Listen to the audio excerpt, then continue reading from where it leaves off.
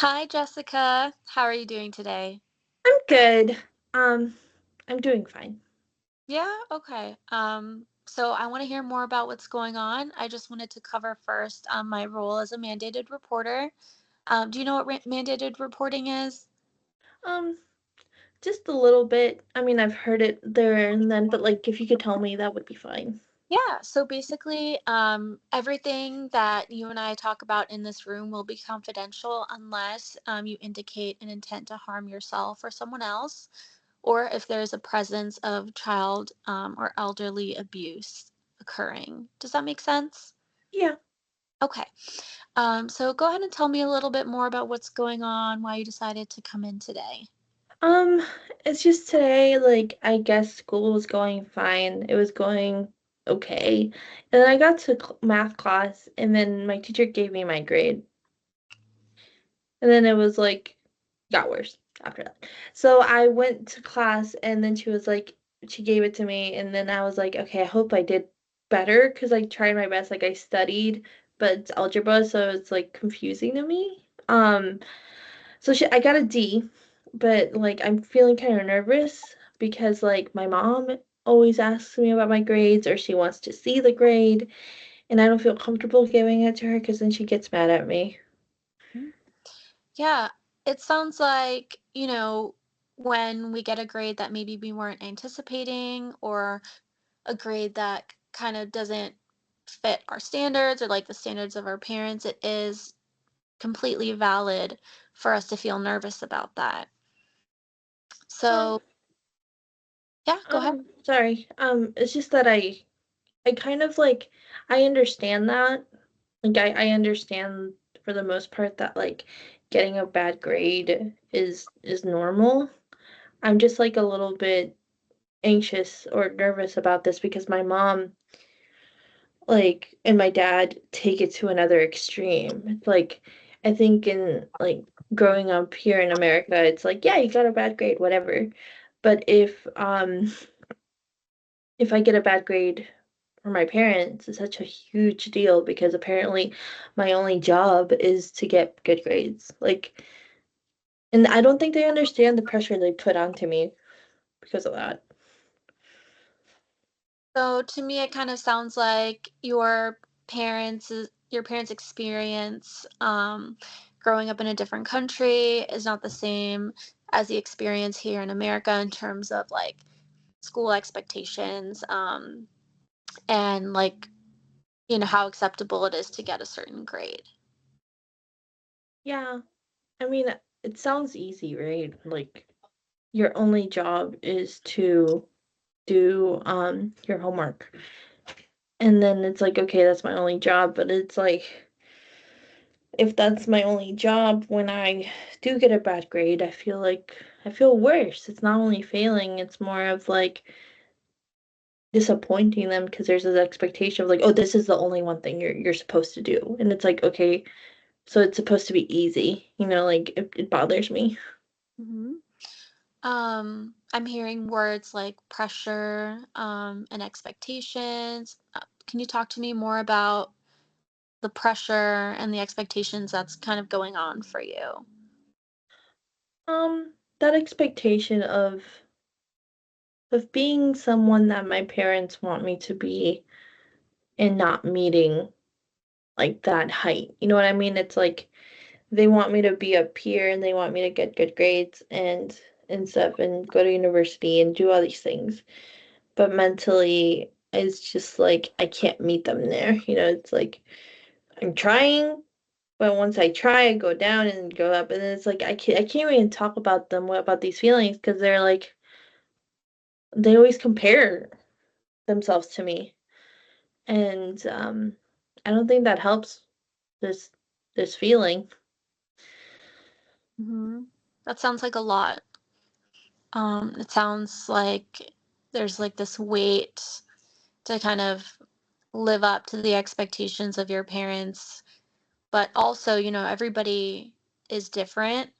Your experience is not the same as your mom's experience or your dad's experience. And as individuals, we all have our own strengths and things that we might need to work on or things that we could be better at, right?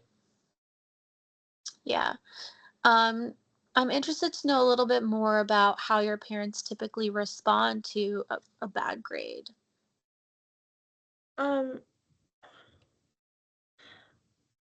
I mean, sometimes they yell, but sometimes it's like it's more of like their face. I don't know how to say it. It's like I don't know, like I think I would rather have anger and yelling instead of this feeling like I'm disappointing someone. You know what I mean? And like I get it, like there's expectations of me because I'm first generation and I understand that, but it's like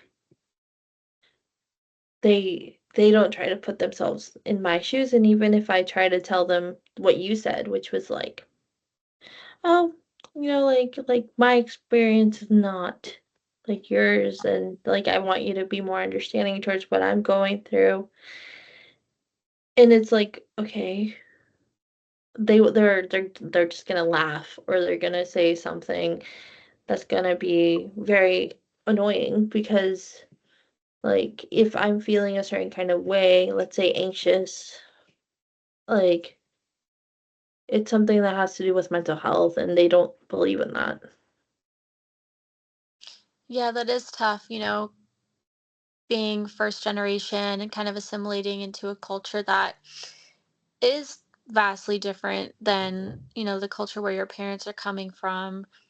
Addressing mental health is something that could be a barrier to, you receiving the support that you need from your parents and your parents being able to understand you in a way where you feel heard and supported. So I completely understand that. And I think that's a really tough situation to be in. And, you know, I feel like this is a situation in which you're not alone. And there are, a lot of other people going through the same experiences as well. And it's tough. Um, so it sounds like when you communicate to your parents, um, about kind of what you're going through, it's hard for them to understand you because of the culture differences, right? I don't know if it's like hard for them to understand me or if they just don't want to. Um, and I think that's the hardest part for me because it's like when I talk to them, it's like talking to a wall. It seems like I'm just throwing phrases or I'm trying to be understood or better or have a better communication, but it's like it seems like they just don't want it. They just go to work, come back, and eat and sleep and all that. And then like when it comes to feelings, it's like they run away from them and I'm like, no, it's okay to feel a certain kind of way about things and stuff, but I don't think they're comfortable with that. If you didn't have the added pressure of your parents' expectations, how would you feel about the grade that you got in math? That in itself makes me nervous or anxious because it's like I worked so hard. You know what I mean? Like I tried my best with that exam, and no matter how hard I tried, I still got a bad grade. And the only reason I tried so hard was to please them because I'm like, yeah, I know I'm bad at math. I know it. And so I was like studying and doing my best and stuff, and not even my best was good enough sometimes for with this class. So it's like I'm having a hard time with this feeling of like going home and being nervous about what they're gonna say, and then being at school and not being able to prove to myself that I can do well in math. You know what I mean? It's a very annoying thing. Mhm. It's a very annoying situation. Yeah. When you talk about feeling anxious or nervous, what is that experience like for you? Um, So I get emotional very quickly. So it's like I start like having like racing thoughts. It's more of like I jump.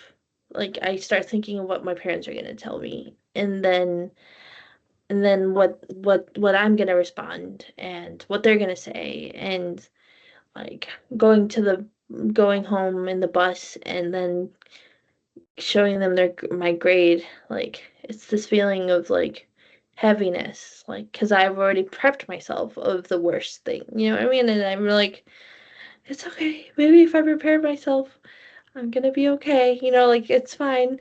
I already know what to expect. Um, but it doesn't mean that I want that expectation to come to fruition. Like it's just like I don't know. I hope that description helps. I'm really bad.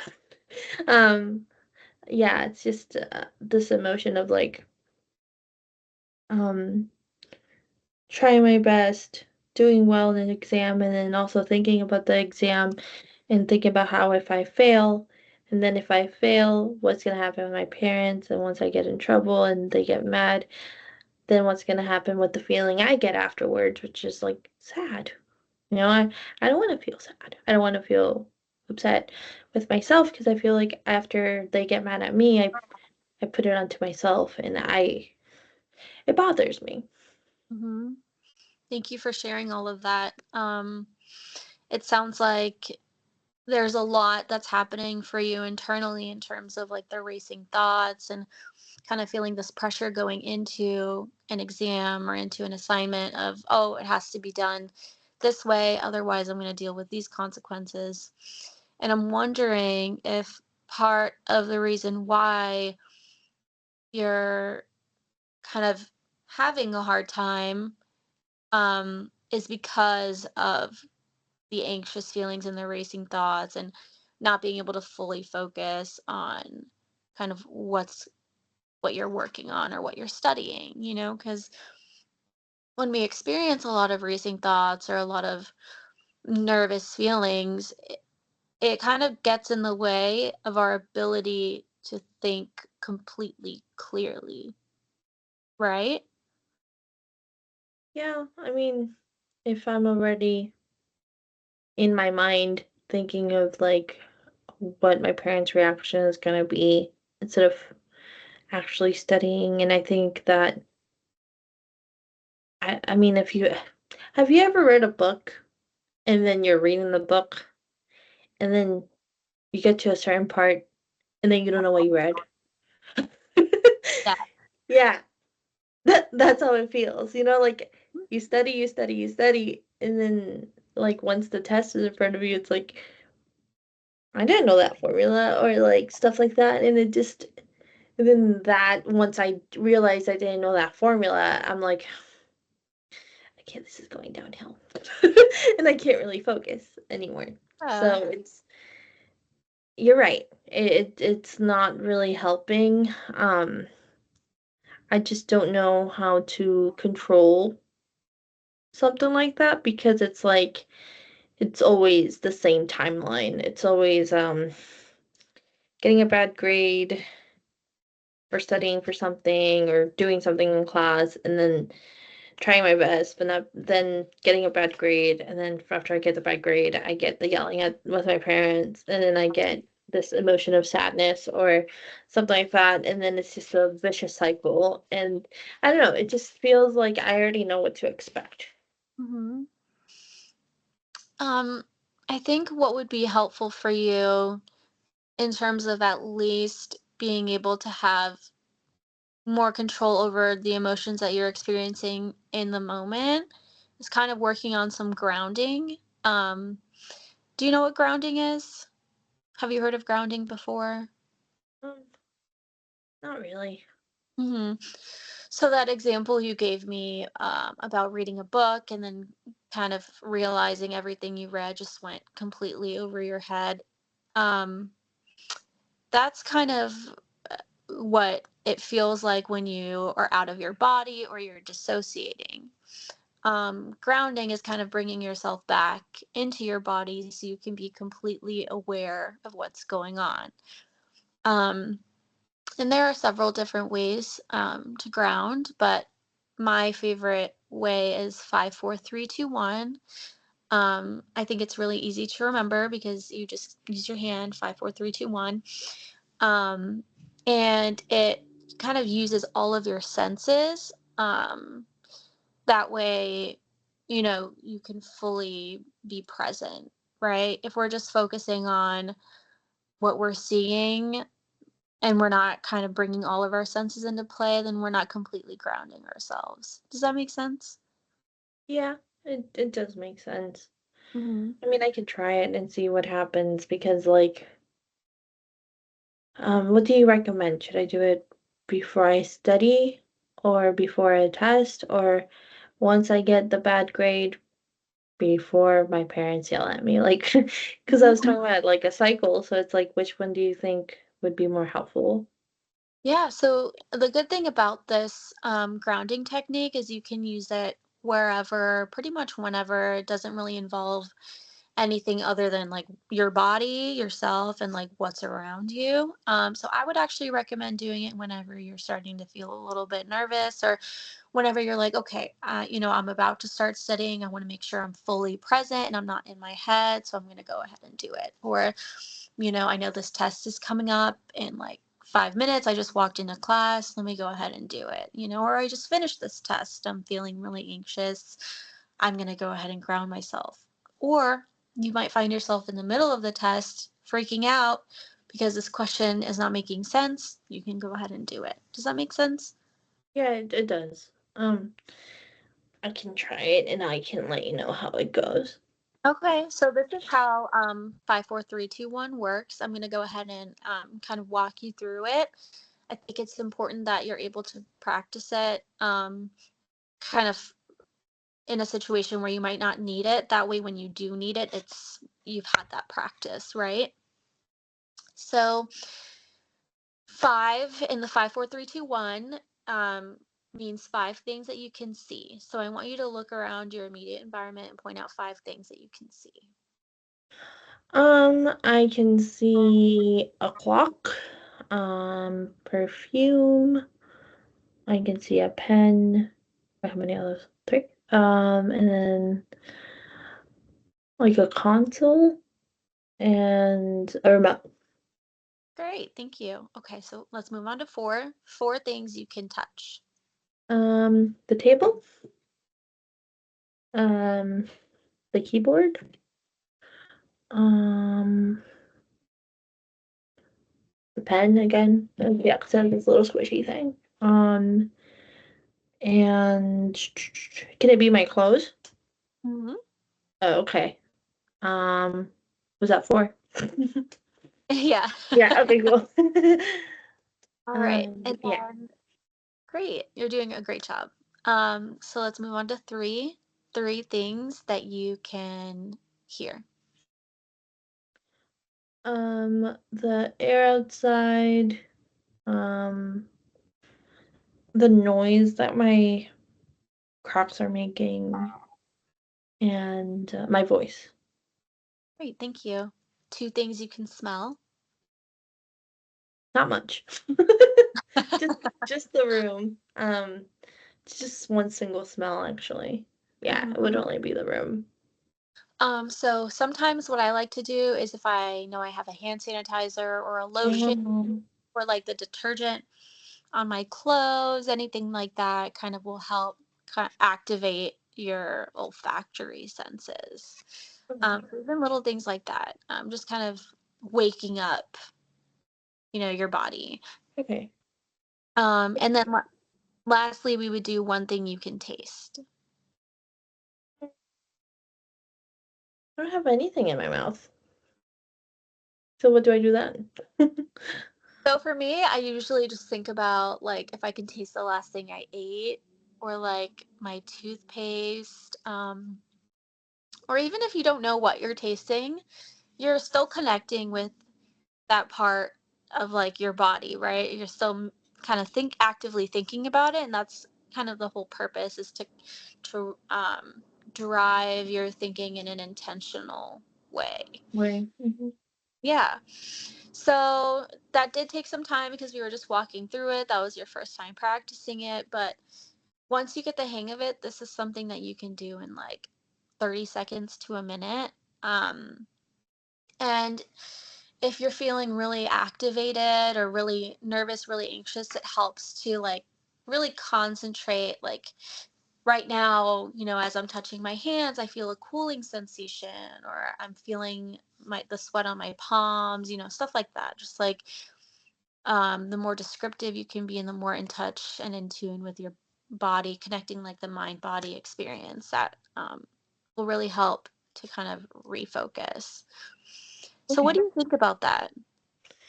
I can try it. I mean, I've never done it before. Mhm. Um, so I'll try it maybe before class so I can focus on the lecture. And see where it goes. Yeah. But yeah, I'll give it a shot. Okay. I'm really happy that we were able to kind of walk through that together. And I'd like you to kind of keep working on that so that the next time we meet, we're able to talk about it.